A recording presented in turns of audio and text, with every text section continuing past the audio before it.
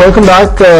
Straight off, let's connect with the management of Jubilant Life Sciences. On Saturday, they have informed exchanges that the company is looking at business consolidation and they are looking at consolidating the pharma business under their Singapore subsidiary.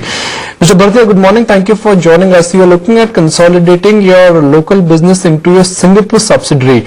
Now, how will this create shareholder value and why will your Indian shareholders benefit because of this?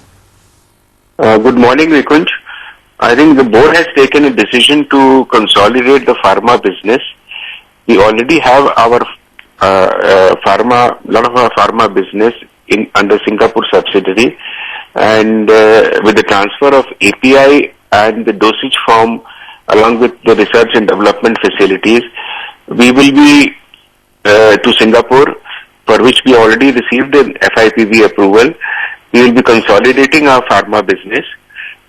This pharma business consolidation will result in Singapore subsidiary will result in focus in the pharmaceutical business through the Singapore subsidiary, where we have all our international operations also of pharma. We also plan to list the Singapore subsidiary in the international stock exchanges. This would result in required funds for the pharma business and also to reduce the overall debt of the company. Mr. Bhartia, so what is the financial arrangement in this entire restructuring process and what's the debt situation on your books? What's the company now doing to reduce that? Well, the company is continuously reducing debt, the overall debt of the company, and with this transfer of the pharma business and listing the pharma business in the international markets, we should be able to raise more funds which would further reduce the debt.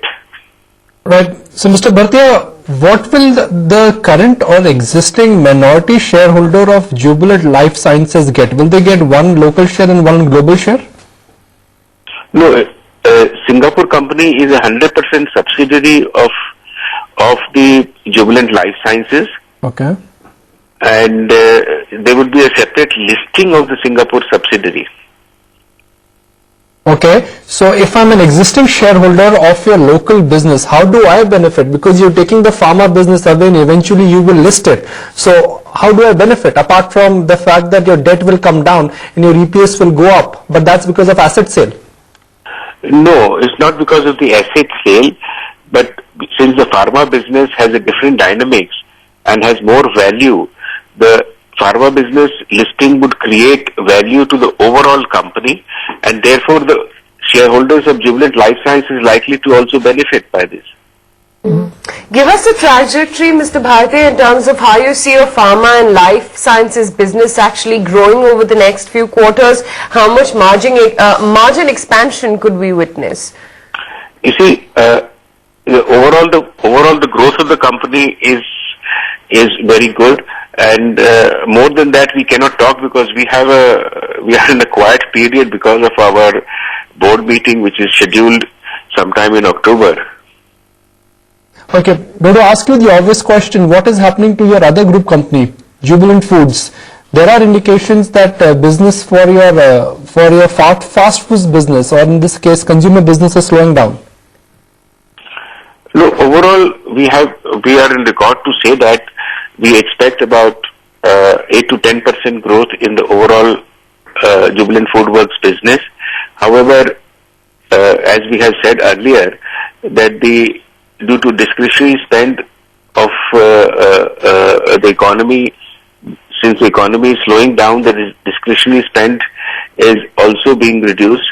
Therefore, we expect a growth of about 8 to 10% in our Jubilant Foodworks business. Mr. Bhartia, I appreciate your time and thank you for joining us. Asian markets unfortunately are trading with a downward bias, but that's perfectly acceptable. Our global markets have managed to honestly collapse.